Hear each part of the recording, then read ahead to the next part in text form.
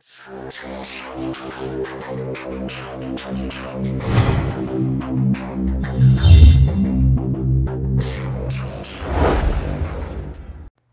2021년 7월 20일 이정훈입니다. 오늘은 박지원 국정원장에 대해서 좀 이야기를 하겠습니다. 윤석열과 비교해서 하겠습니다. 윤석열 씨 장모가 지난달인가요? 1심에서 유죄를 선고받았습니다. 그러자 윤석열 씨는 측근을 통해서, 대변인을 통해서 법 적용에는 누구나 예외가 없다는 것이 내 소신이다 라고 밝혔습니다. 그리고 윤석열 씨의 한 측근은 채널A와의 통화에서 장모 사건 수사가 이뤄질 때는 윤석열 씨는 지방 고검에 좌천돼 있었다. 대구 고검일 겁니다. 대구 고검에 평검사로 가 있었죠. 이 사건과는 어떻게 할 수가 없었다는 주장을 했습니다. 이러한 이제 장모와의 선거기에 대해서 대통령 선거 때문에 이제 굉장히 많은 비난이 있었습니다. 다른 걸 비교하겠습니다. 현재 박지원 국정원장의 맞사이가 마약을 투입했고 또 밀수입한 혐의로 재판을 받고 있습니다. 2019년 5월 45살인 이 맞사이는 시애틀에서 비행기를 타고 한국으로 들어올 때 엑스타시 한 정과 대마초를 갖고 들어왔습니다. 그리고 두 달 뒤 7월이죠. 2019년 7월입니다. 강남 한 모텔에서 젊은 여성과 엑스타시 한 정을 나눠 먹고 대마초를 피웠습니다. 그리고 8월 달에도 강남의 한 호텔에서 그 여성과 같이 대마초를 흡입했습니다. 이러한 혐의로 현재 재판을 받고 있는데 지난 4월부터 받고 있었다고 합니다. 근데 지난 6월 18일 날 재판에서 박지원 국정원장의 사의라는 것이 재판에서 밝혀졌습니다. 그러자 박지원 원장 측은 이렇게 밝혔습니다. 특별히 언급할 게 없다. 사의 개인의 문제로 본인이 알아서 재판에 임할 것으로 본다. 아주 쿨하게 이야기했습니다. 여기에 대해서는 뭐 크게 시끄럽지가 않아요. 그냥 넘어가고 있습니다. 저는 이것이 이상하다는 거고 이게 대한민국 안보의 큰 허점이라는 얘기를 하고 싶은 겁니다. 박지원 씨는 굉장히 유명한 정치인인데 그에 대해서 알려진 게 별로 없습니다. 특이하게 없습니다. 근데 2019년 3월 달에 자신의 인생과 관련해서 경향신문에 인터뷰를 한 게 있습니다. 이 인터뷰에서 흥미로운 사실이 몇 가지가 있습니다. 우선 2019년에 인터뷰 3월 달에 했는데 그 전달인 2018년 10월 달에 이선자 씨, 즉 박지원 씨의 부인이죠. 돌아가셨습니다. 뇌종양으로 현재 알려져 있습니다. 그 전에인 17년에 뇌종양이 발견돼서 상당히 어렵다 그래서 가족들이 뭐 놀랬다고 하는데 한 1년 정도 투병하다가 돌아가셨죠. 2018년 10월 달로 알고 있습니다. 그리고 이제 한 5개월이 지난 2019년 3월 달에 박지원 씨가 고마워, 출판사는 메디치라고 되어 있습니다. 그래서 부인을 그리는 책을 냈습니다. 근데 그 책에 보게 되면 글반 사진반이었다. 거의 화보집이었다.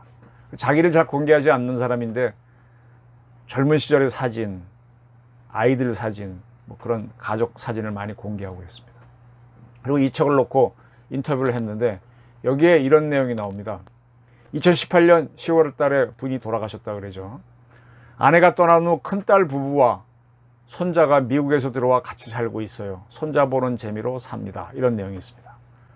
자, 아까 제가 그 큰딸 맞사이가 미국에서 들어온 게 19년 5월이라 그랬죠. 그죠? 근데 이선자 씨가 숨진 거는 2018년 10월입니다. 그리고 요 인터뷰는 2019년 3월 달에 했습니다. 3월 초에 했습니다.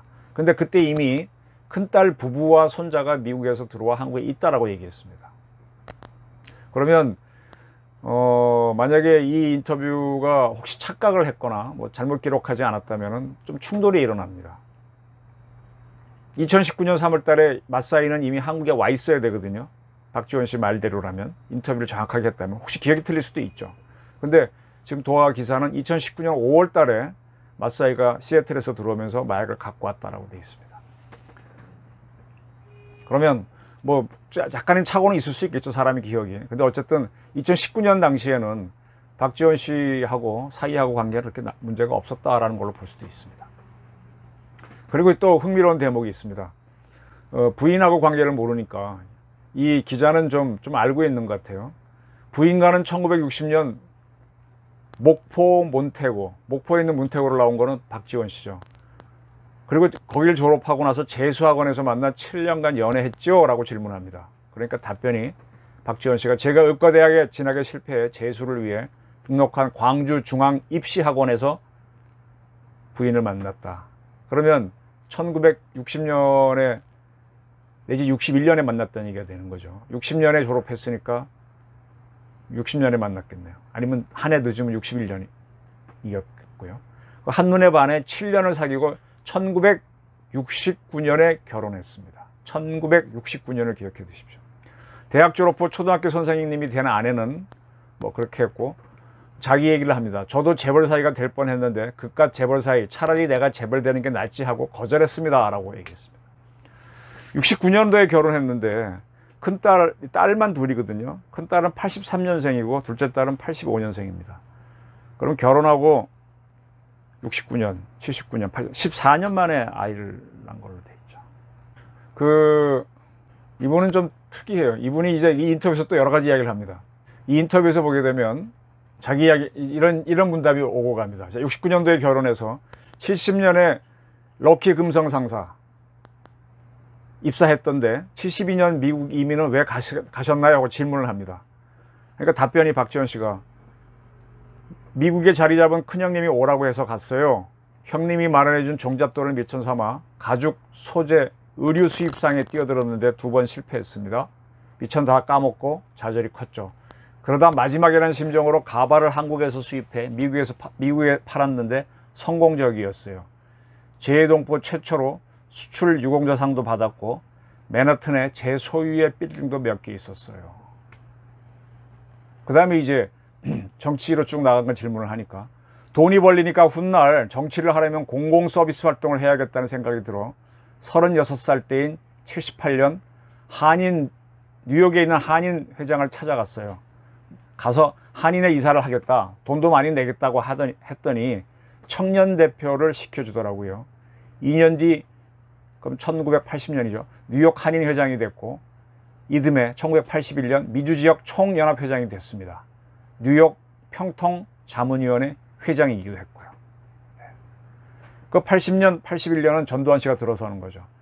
그때 전두환 대통령 취임을 축하하고 방미 환영위원장들 맡았죠? 라고 질문합니다. 그리고 KBS와의 인터뷰에선 한국에서는 전두환 대통령 같은 강력한 지도자가 필요하며 12.12와 5.18 같은 5.18은 영웅적 결단이라고 했죠. 그리고 정경환 씨와도 어울렸죠? 라고 질문을 하니까 지인의 소개로 정경환 씨와 친한 적이 있고 전두환을 칭송한 것은 사실입니다. 정경환이 제게 전국구 의원직을 제안했지만 전두환은 해외 교포는 주지 않는다고 해서 국회의원이 안 된 것도 사실이고요. 뭐 이런 설명을 합니다. 그러다가 82년도에 미국의 망명에 있던 DJ와 인연을 맺은 걸 질문하니까 저는 전두환, 정경환도 무시할 수 없을 만큼 미국 교포 중에서 돈도 많고 제일 잘 나갔어요. DJ도 저를 만나야 경제적 문제가 해결되죠. 미국으로 망명한 DJ도 저를 만나야 경제적 문제가 해결되죠. 게다가 호남 사람이니 당연히 찾아와야 할 놈이잖아요. DJ가 여러 사람 통해 메시지를 전했지만 안 갔어요. 전두환, 정경환에게 깊숙이 빠져 있었으니까요. 그렇지만 뉴욕에서 독립신문을 창간한 김경재 씨, 얼마 전에 자유총연맹 회장했죠. 김경재에게 제가 사무실을 내주고 지원을 많이 했어요. 결국 그의 권유로 83년 DJ를 만났고 2시간 반 만에 DJ 옆에 무릎을 꿇고 눈물을 쏟았어요. 어떤 이야기를 나눴습니까? 물으니까 뭐 쭉쭉 얘기하면서 역사와 역사의식, 민주주의, 인권에 대해 말씀하셨는데 너무 감동적이었어요. 제 과거가 부끄러워 눈물이 쏟아졌어요. 무릎 꿇고 과거를 반성하며 선생님과 함께 가겠다고 했어요. 그러니까 DJ는 제가 전두환이 아니라 대한민국 대통령을 환영한 것이니 잘못한 게 없다고 하시면서 뭐 한국 물건을 많이 수입해 팔았으니 우리 노동자를 위해 기여한 거라고 하셨어요. 독립신문에 도입을 준 것도 공로라고 하셨고요. 그리고 이제 어떤 역할을 했냐고 물으니까 그때 DJ는 미국에 망명한 상태 아닙니까? 내가 하는 일을 계속하면서 DJ왈 당신과 가깝다는 말을 일절 하지 말고 서울을 오가면 메시지를 전달해 달라는 역할을 해달라고 했답니다. 한국에 들어가 플라자 호텔 스위트룸에 방을 잡아놓고 DJ의 지시가 담긴 편지를 한국의 야당 및 민주화 진영 인사에 전달하고 답장을 받아서 미국에 있는 DJ에게 전달했어요. 당시만 해도 공항 출입 시 저는 프리패스였거든요. 어느 해는 제가 한국에 여러 번이나 나왔더라고요. 네. 그러니까 미국의 망명에 한 DJ 메신저 역할을 했다는 겁니다. 이와 비슷한 사례를 내가 또 한 건 아닌데, 그 당시에 김영삼 씨는 상도동 자택에 연금돼 있었잖아요. 그때 메신저는 누가 했는가 하면은 정모 씨인데, 중앙대학교 학생입니다. 제 또래 사람인데 뭐 직접 본인이 얘기했었으니까. 그분이 이제 학생이기 때문에 상도동 김영삼 자택에 가면은 거기서 이야기를 해주면 그걸 기억해 갖고 와서 상도동 걔한테 전달하고, 이렇게 해서 이제 그게 나중에 민취업이 나오고 그 다음에 이제 6월 항쟁으로 가, 그렇게 되는 거죠. 이런 역할을 했다고 밝혔습니다. 자, 이렇게 해서 이제 87년도에 이제 한국에 봄이 오게 되죠. 6월 사태를 통해서 봄이 오게 되고, 근데 그때 이제 YSDJ가 대통령 선거에 서로 경쟁하다가 실패하면서 노태우가 당선이 되죠. 그렇지만 두 사람이 각각 이제 한국 정치에 참여하면서 지금 같은 민주화라고 하는 이런 세상으로 오게 됩니다. 자, 그러면 이렇게 이제 DJ를 통해서 만날 때 비로소 이제 큰 딸을 낳게 되는 거죠. 그러면 한 이 14년 동안 공백 기간 동안에 도대체 무슨 일이 있었느냐가 이제 궁금증인데, 지난번에 인사청문회를 했었죠. 박지원 씨 국정원장이 될 때, 임명했을 때 굉장히 말이 많았죠. 뭐 하나마나 무조건 임명해버렸잖아요, 문재인 씨가. 근데 이때 청문회를 할 때 하태경 그 당시 미래통합당 의원, 지금은 국민의힘 의원이죠. 이 양반은 지금 국회 정보위 야당 측 간사를 하고 있죠. 이때 이제 이 양반이 박지원 후보자를 상대로 4가지 문제를 주장합니다. 그거는 이제 하 의원 스스로가 페이스북에 올린 글에서 아주 명확하게 나와 있는데, 민주당은 박지원 후보자의 4대 주요 의혹 증인들을 모두 차단했다. 학력 위조, 단국대학교를 어떻게 다녔느냐, 그 문제를 놓고 단국대 총장을 증인으로 불렀는데 안 나왔다. 황제복무, 학교를 다니면서 군대를 갔다고 하는데 이게 말이 되느냐 해서 국방부 인사국장을 불렀는데 안 나왔다. 그리고 청부살인기도, 박지원 씨가 미국에 있을 때 청부살인기도를 했다고 하면서 영화배우 최정민 씨를 증인으로 요청했는데 안 됐다. 그리고 불법 비자금과 정치자금 요건에 대해서는 국정원장 직원인 최종업, 김승현 씨 뭐 이런 사람들을 증인을 요청했는데 민주당이 모두 막았다고 주장했습니다.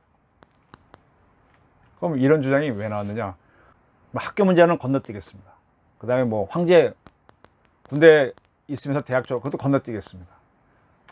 돈 보낸 것도 건너뛰겠습니다. 이 미국에서 화제가 됐던 건데, 이 최정민이라고 씨라고 이름을 밝혔으니까, 하 의원이 밝혔으니까, 이 최정민 씨라고 하는 여자 배우가 있습니다. 70년대 국내에서 꽤 유명했던 여자 배우인데, 이분이 미국으로 갔죠. 그래서 거기에서 미국에 있으면서 그때 사업가에 있던 박지원 씨하고 무슨 일이 있었다라는 것이 그 후에 이 박지원 씨가 국회에서 국내 정치를 하기 시작할 때 터져 나옵니다. 미국에 있는 한국 교포신문에 나오다가 이제 알려지게 된 거죠. 여기에 대해서 이제 박지원 씨는 그때 탁 틀어맞았죠. 뭐 아주 하태영 씨가 뭐라고 얘기하니까, 그때 하의원 뭐 나이도 어렸고 뭐 이렇게 툭툭 치고 나갑니다. 네, 최정민 씨는 미워도 다시 한 번의 주인공을 했던 여성이고, 이분이 그때 쓴 글이 지금 인터넷에 쳐보면 나옵니다. 한번 그건 직접 보시고. 그 다음에 이제 이분이 한국에 들어서 완전히 정착을 하고 난 다음에 83년부터 이제 왔다 갔다 하다가 이제 그 후에 정착을 하게 되죠. 그러면서 이제 두 딸을 낳았습니다. 근데 딸을 이제 한국에서 키우게 되죠. 근데 지금 두 분의 딸이면 둘 다 미국 국적자로 알려져 있습니다. 네. 그리고 이제 이분이 이제 유명해지는 거는 87년 평민당에 입당했고, 그다음에 92년 14대 전국구 의원이 되면서 정치인으로 뜨기 시작하죠. 그리고 이제 92년 평민당 수석 대변인을 하면서 기자들하고 이제 부딪히면서 또 열정으로 설득해 가면서 이렇게 하나의 정치를 만들어 가는 거죠. 그때 그 양반이 했던 유명한 얘기가 개찰의 법칙이죠. 기자들한테 대해서. 제가 하는 얘기가 개떡 같더라도 이야기는 찰떡같이 알아듣고 써달라라는 개찰의 법칙을 얘기해서 기자들을 웃겼고, 또 그 흡인력으로 끌고 나갔던 사람입니다. 그랬었죠. 그런데 이분이 이제 한쪽 눈이 의안인 거는 다 알려져 있죠. 거기에 대해서는 미국에 살 때 왼쪽 눈에 유전성 녹내장이 와 실명을 했고 수술 후 의안을 했다라고 본인이 경향신문 인터뷰에서 밝혔었고요. 나중에 대북 송금으로 재판을 받을 때 오른쪽으로 녹내장이 전이가 되거든요. 그래서 그거를 치료하도록 좀 허가해 달라 그랬는데 재판장이 녹내장을 백내장으로 알아듣고 허락하지 않아서 매우 슬펐다 그런 얘기도 하고 있습니다. 네. 그리고 이제 눈이 그렇게 이제 됐고 또 다음에 그 녹내장을 나중에 나와서 치료하는 과정에서 약을 썼는데 그 약이 좀 독하잖아요. 그것 때문에 2004년에 결석이 생겨서 쓸개를 떼어냈다. 그렇게 됐죠. 많이 힘들었던 모양이죠. 그래서 그분은 이제 이 인터뷰에서 이런 농담을 합니다. 경향신문에서. 저는 일목요연이 가능합니다. 한눈에 모든 걸 본다. 한쪽 눈은 의안이니까. 근데 와신 상담은 안 된다. 상담할 때 담자가 쓸개를 맛보는 거잖아. 누워서 쓸개를 핥는 건데 쓸개가 없으니까. 그래서 자기는 농담하고 저는 일목요연은 되는데 와신 상대는 안 되는 사람이라고 하죠. 상당히 그래서 좀 뭐 흥미로운 사람이죠. 이때 이제 부인께서 상당히 옥바라지를 했다라고 되어 있습니다. 그렇게 해서 이제 세월이 지나서 DJ 정권 시절에 그렇게 됩니다. 그래서 2004년에 그렇게 지내고 나서 풀리고 난 다음에 흥미로운 거는 이분이 2010년, 13년도에 큰딸을 시집 보내는데 알리질 않았습니다. 그때 보도를 보게 되면은 측근들도 몰랐다고 이렇게 나옵니다. 몰래 치른 혼사, 박지원 큰딸 결혼식에 가족만 참석. 지인들에 따르면 박 의원의 장녀 30살 서울 모처에서 결혼식을 올렸다. 동료 의원들에게는 물론 자신의 보좌관에도 알리지 않았다. 이희호 여사에게도 알리지 않은 것으로 전해졌다. 개혼인데 뭐 이렇게 나옵니다. 그리고 이제 박 의원은 경향신문과의 통화에서 정치권 인사들에게는 일절 연락하지 않았다. 미국에 있는 형님과 조카들도 부르지 않았다.